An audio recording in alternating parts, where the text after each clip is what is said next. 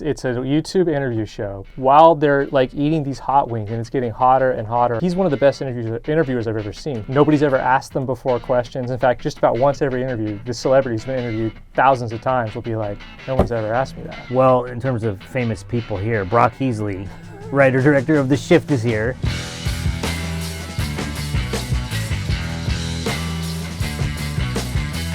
So we're talking about the hot wing. Wait, what is it called? The hot ones? Hot ones, yeah. The hot ones. Just hot ones, just called hot ones. Hot ones. Yeah, incredible interviews while eating spicy wings. We have nothing here. I know, I don't even have. Like, I have a water bottle. You have water bottle. I might have like those like Cheetos. What are they, like the flaming hot Flamin' Hot, Cheetos? yeah, I don't Does like that get those. any No. better interview? No. All right. Not So my thing. you're the writer-director of The Shift. Yes. So okay. So what is the genre of The Shift? That's a great question. No, Has anyone ever asked you that before? I mean, yes. Darn it. Okay. But the answer is always a little bit more complicated. No, I mean, Right. look, I always thought of it as a sci-fi film, Yeah. first and foremost. And then it's also a drama, and it's a romance, and it's a thriller.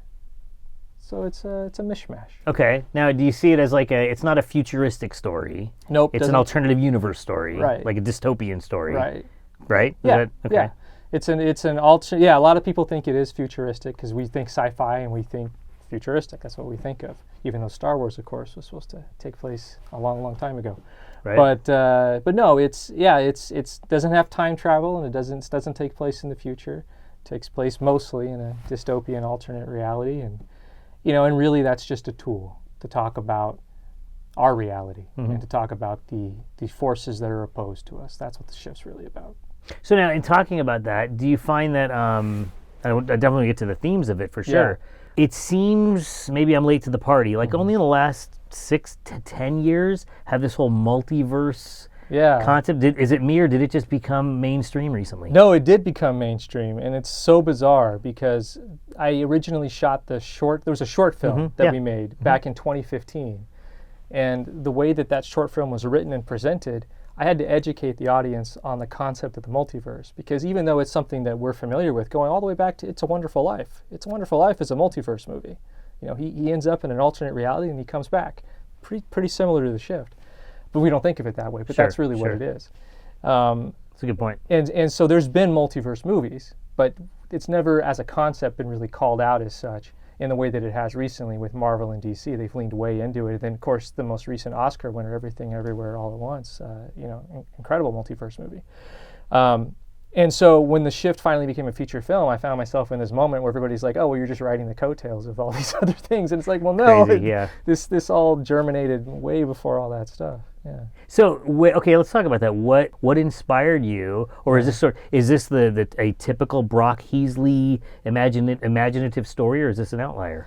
It's everything I do feels like an outlier. Okay. I mean, I started my film career by being a writer first, and the first thing I wrote was a memoir about my father, which is not sci-fi and not even fiction. And then I've also written a YA novel, and I've written a comic book about old superheroes in a retirement home.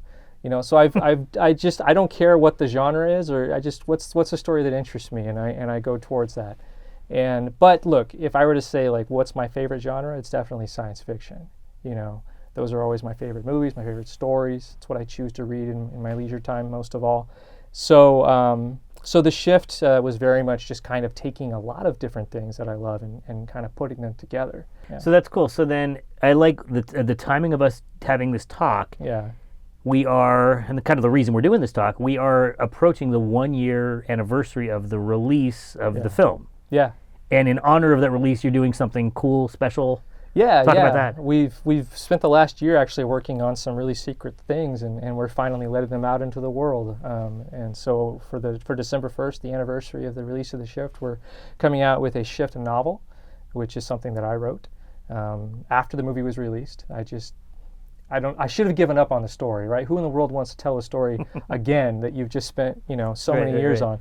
But I did. I took a couple of months, and I just decided in secret, I'll just write this novel, and it allowed me to put in so many of the ideas that kind of fell by the wayside, either through refining the script or through just the editing process, and then just other ideas that just kind of are in there about the world. And so all of that went into this novel. So we're releasing that, And then also we have the shipped special edition Blu-ray, which is an incredible, robust set with all kinds of special features and commentaries, and including also a black and white version of the shift, which is again something that I made very much in secret. It's not just taking the color out, which would be the easy way. Anybody could do that with their television. I actually went through every scene and every shot and really fine-tuned it for this, what I believe is a beautiful black and white experience. And those that have seen it, and I'll rank myself among this, it's now their preferred way to watch the movie. Okay. Like it's that different and that enhancing. I can't wait for people to check it out. That's so unique. I can't think of times when to commemorate the year anniversary of the release. That's when the novel's coming out. That's when the special edition. That's when a black and white version's coming out. Right. So okay, so if people are, let's say a viewer has no idea what the shift is, talk about that. Now that you have had a year to reflect on it, it's not as fresh in your brain. It might be easier to talk about in some ways. Yeah. So the shift is about a man who is struggling in his marriage, struggling in his job, struggling in life, and in a low moment, he's approached by a mysterious stranger who has incredible power, and through a dark confrontation that they have, he ends up banished to a dark parallel universe, very far away from his wife, and his goal is to get back to her. Get back to her, get back to his world, get back to the reality that he is familiar with. And so it is a romance, and it is a drama, and it is a sci-fi film. Fair enough? Yeah. So, okay, so you gave me a sneak peek of the director's commentary. Yeah. I got to tell you, when I'm old now, the DVD world, I remember being so excited, being in the film business, when the idea of director's commentaries came out. Right. They were amazing. Did you feel the same way? Oh, totally. And in fact, that's how I came into the film industry, as far as like, because look, I never planned on being a filmmaker. That wasn't a dream of mine. I lost my job a number of years ago, and at that point, I was trying to figure out what to do next. What line of work was that? I was a graphic designer and an art director, and I live in Fresno, California, and even though that's in California, it's about as far away from LA as Mississippi is, as far as the mentality goes. Like for us snobby Los Angeles people, that's kind of a punchline. Is Fresno's kind of in Central California? It's Cowland. Yeah, Hollywood made an entire miniseries called Fresno back in the 80s with Carol Burnett, which was basically just mocking Fresno. Yeah. So that's where I'm from. Fair enough. So there was never any aspiration to work in film, because I didn't think that was an avenue that was ever available to me. Sure. But when you lose your job, and your wife loses her job the day before, and all of a sudden you're trying to get a new job and no one will hire you, that's when you go to God. And you say, okay, what am I supposed to do here? I have all this education. I've worked in this career for 15 years. I can't keep it going anymore, so what do I do? And very long story short, through prayer, I found out, oh, okay, I'm supposed to go into film. And now, how did you say that was? When you say I'm supposed to go into film, was it a feeling? Was it people affirming that in you? Why would you say that? Yeah, I mean, I was approached by a local company. Some friends had lightning struck for them. They created this tiny little horror film, and Warner Brothers distributed it across the world. They wanted to do more movies, and they knew that I was a writer. And so they said, hey, why don't you come aboard and tell stories with us? Side note, you'll make no money, because we don't have any. Got it. And I was drawn to the opportunity, knowing full well that I have 3 children and a wife, and this would be very bad. And so I brought it to my wife, and she looked at me like I was nuts. Sure. And she said, well, you need to pray about that. She said, and I will too. And so a month passed, and both of us were praying separately, constantly. And we came back together, and basically, what answer did you get? And I said, well, this is going to sound crazy, but I think this is what I'm supposed to do. And for me, what that manifests itself as is as a feeling. It's a really deep feeling of this is what I'm supposed to do. And I didn't get anything beyond that. I didn't know what that path would be. I didn't know what the result would be. And she looked, she listened to this, and she looked at me and she said, well, I got the same answer. Obviously, this is a big risk. It's a big, I'm sure a lot of wives would be like, hey, I want you to work a 9 to 5, totally. Get this 401k, and she was with you on it. That's cool. She was with me on it. Now, that's not to say that as the years went on, And the baby still wanted food. The yeah, three yeah. children, I mean, look, it's a classic story in a lot of ways. I'm not Okay. going to pretend to be unique. There were times when, we went on food stamps for a couple of years, and $50 in the bank account, and that's it, and no idea where the money's going to come from. Do you look back on that with like those are the worst days, or do you have a fondness about it? Both. I mean, those were some of the worst days for my marriage. I mean, you get into year 2 of that, and it's like. So you're on food stamps for a long time. You're struggling for a long time. Long time. Wow, this is like a fascinating aspect of your story, man. Yeah, no, and honestly, I was probably out of work without any real actual income for 4 or 5 years. Okay. I honestly, looking back, I don't even know how we got through that time. It doesn't make any sense. Like, we should have lost our house, and we didn't. And look, I would try to work odd jobs, but every time I went for that 9 to 5, there was this voice that, that would just say, don't do that. So you're willing to go work whatever just to provide for your family. It wasn't like an obstinate kind of attitude. Not at all. But you just Not felt at like all. the doors kept closing, and whatever this voice inside of you is like, man, just don't give up on what you felt was your was your suffer calling. through this right now, Okay. because it will make sense later. I see. And look, it's one thing for me to know that. It's another thing for my wife, to put faith in that, because she's looking at me, because there's an aspect of, well, I really want to do this. This is really fun. Being in the working movies, telling stories, it's fun. We're 3 years into that. Right. Maybe you learned what you needed to learn, Right. and maybe it's time to move on, and maybe you're just being bullheaded just because you love it. Right. From a wife's standpoint, it's like I can see the excitement of, hey, this is going to be really fun for you, really rewarding, really fulfilling. A couple years later, when we're not making ends meet, Right. Get past the fun, husband, and go dig ditches if you have to. Right. We got bills to pay. Exactly.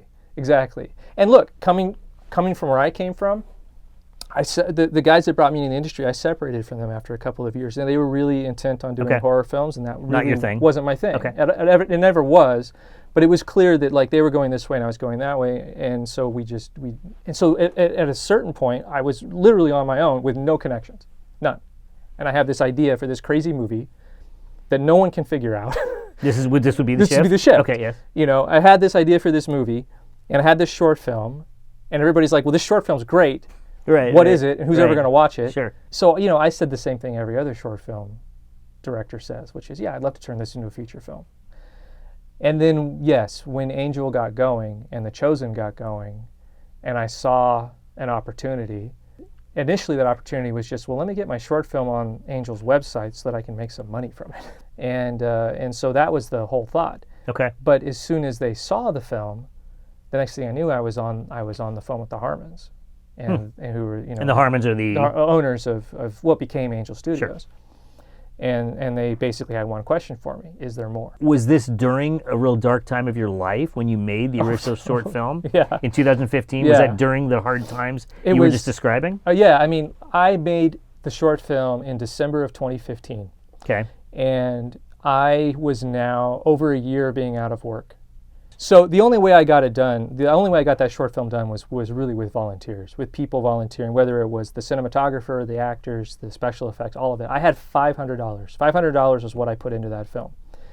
And that wasn't even real money. It was food stamp money, because all I was able to do was take a portion of our food stamp money and buy some food to feed people on set. Because look, you can get people to volunteer their time, but if you can't feed them, you're not going to get it done. It's rough. So that's what I did. I took $500 as food stamps money. I invested it into the film. Everything else was just free labor. Yeah. And so asking people to compose a score and do special effects for free, you're going to wait a year before that's all done. And so it did. It was about a year of post-production. Sure. So the Very thing common. finally comes out. And it doesn't go onto YouTube. It doesn't go anywhere. It goes into a few film festivals, and I did secular film festivals, because at that point I wasn't even familiar with faith film festivals. And if you actually watch that short film through secular eyes, the film plays as a secular film until the final 2 minutes, when all of a sudden this guy breaks out into a prayer, and so the faith aspect of it actually plays as a bit of a twist. And so it was well received mostly by secular film festivals. Like, I was surprised, like they went with it. Okay. And so that was cool. I got some accolades, and then it just kind of, faded from there. And then it was, a few years later that Angel Studios started coming up, and I had this thing. Now, for someone watching, how were you familiar with Angel Studios? How did they find out about the short film? So I was familiar with them because I was familiar with VidAngel. I am not a big R-rated movie watcher, Okay. but I'm a big movie watcher. And so VidAngel is a service that edits films that you watch. And so I had been subscriber to the service for a long time. And then as they started moving into production of their own things, starting with The Chosen, it was really seeing The Chosen and seeing Dallas's short film called The Ride. And so I was seeing what Dallas was doing, and I just realized that tonally there was something similar. And I thought, well, if Angel's on board with what that guy's doing, maybe they'll like this thing, this weird thing that I've done that I think there is a market for, but doesn't actually exist right now. And so that's how that came. And what is that? What is the market for it that doesn't exist? I think it does exist. Okay, what genre are we talking here? I think we're talking about, for me, it's about serious adult drama Okay. that isn't adult in the class, in the worldly sense of the word. So when you say that something is adult in the world, you're talking about something that probably has some graphic sex. You're saying something that's inappropriate for something kids. that's inappropriate for Okay, I kids. see what you're saying. But I think that there are plenty of adults out there, particularly adults with faith, who would like to see stories that are talking to them, but that would be okay for a kid to walk through the room. Got it. The kid may not be interested, but you don't have to suddenly turn it off just because your child is walking through the room. That's what I want to make. And that, to me, that's what The Shift was. There's nothing inappropriate in it. Mm-hmm. Definitely not written for kids. Sure. Okay. And I've talked to people. I think that sometimes in the faith world, and I think this is actually increasingly less true. I think it was more true in 2015 than it is today. Okay. But I think in the faith world, we're seeing a lot of the same types of stories that don't necessarily interest me. For example, I'm not a sports fan. So that's like 80% of the faith films that are Right. not interesting to me. I'm exaggerating. Sure. But I have no interest in sports whatsoever. Right. Okay. So, but I am interested in science fiction. I've never seen science fiction and faith mixed. But I think that's all science fiction really is. It's just a genre to hang your hat on, and you can hang any hat you want on that hook. So I want to talk about The Shift specific. I'll call it the 1-year anniversary special edition. Right. Brock, listening to the sneak preview of the DVD commentary, you are a thoughtful guy. That was like so much. Every detail was like thought through by you. Is that fair to say? Well, I mean, I think that's how you make a movie. I mean, Well, I get it. I've made movies. I felt in fear. I'm Nothing's like, by happenstance. I get it, but just the detail of the nuances of this fictional-ish world that you've created. If there's a fan of The Shift, they must listen to your commentary on it. I think that's what I'm trying to say. Yeah. Well, it was so awesome, so detailed. It was great. Well, thanks. No, I mean, look, to me, I came to my love of movies in a lot of different ways, but one of the biggest ways was listening to commentaries. Okay. Even before I got into film, I just loved to listen to them. And at work, I was an artist. I was a graphic designer. So I'm drawing and I'm designing all day long. And that's using this side of the brain. So with the other side of the brain, I would literally have a portable DVD player and headphones in my ears, and I would just listen to commentaries all day long. That's all I would do as I was drawing or doing whatever. Just because I'm fascinated. I've always been fascinated by how movies are put together and how stories are told. And boy, if you just mainline directors' commentaries, and for that like 20-year era where they were just pumping them out like crazy, and you just do that all day, every day for 2 or 3 years, I amassed this fondness for commentaries and this knowledge of storytelling, and storytelling specifically within cinema, just by accident. You mentioned this is sort of the science fiction and faith genre. Now, obviously, that can mean different things to different people. Some people are really comfortable talking about their personal faith. Some people are like, I don't want to talk about that. Where are you on that? Is that something you're comfortable with? No, I'm totally comfortable with it. Okay. Yeah. No, I mean, look, I think I would have to be, given that that's what I chose to put out there, But I think one of the advantages of science fiction in terms of talking about faith, and really my point in making science fiction, was that sometimes people can get really bogged down in like, okay, what is the strain of Christianity that is being promoted through this movie or through this story. Sometimes people are really focused on that. And by doing science fiction, I'm trying to say none. I'm not trying to propose a certain gospel or a new gospel or anything like that. I'm using science fiction in the way it's always been used. I'm using it as a way to talk about other things. I'm using it as a way to communicate metaphor and allegory and things like that. It's one of the reasons why in The Shift, the mysterious stranger, he's known as the benefactor. And he's obviously, within minutes, you understand, okay, this guy's basically the devil. Right. He's Satan. And in the short film, he even calls himself that. I got rid of that name for the feature film for reasons that doesn't matter right now. But one of the things that was really important to me with the benefactor is that his power is derived from technology. So he wears a wristband, a really fancy, like sci-fi type wristband, and everything he does, all the things he does in the movie, it has to be done on this wristband. And that was my way of saying to the audience, I'm not doing the classic version of the devil or the Satan or whatever you think that is, because a lot of people have different ideas about who Satan is and what kind of power he has, and in this film, he has the power to move people between alternate realities. But as a storytelling device, as a way for this guy to manipulate things, and as a way to talk about shifts, because shifts represent something. So what does the shift specifically represent then? So shifts specifically represent those things that happen to us that are negative, that we have no control over. And each one of us, we can point to things in our lives that we have to suffer through that are no fault of our own, that we did not choose, that we did not sin, nothing. For me, the primary example in my life is my father. My father was murdered in an armed robbery. He didn't choose that. He didn't do anything to cause that. How old were you? I was 19 years old. 19, okay. I was 19 years old. Wow. And I didn't do anything to cause him to die either. It's not my fault. But my gosh, the effect that had on my life, the effect that had on my mom, on my younger brothers. So here's this massive thing that happened that we had to suffer through, that we didn't cause. And that's what shifting is. Shifting is just, in the movie, it's being moved to another universe where things are different and it causes some havoc. The point of shifting is to say that that God has allowed us agency and he's given the devil dominion. In this world, the devil is allowed to operate. God allows that.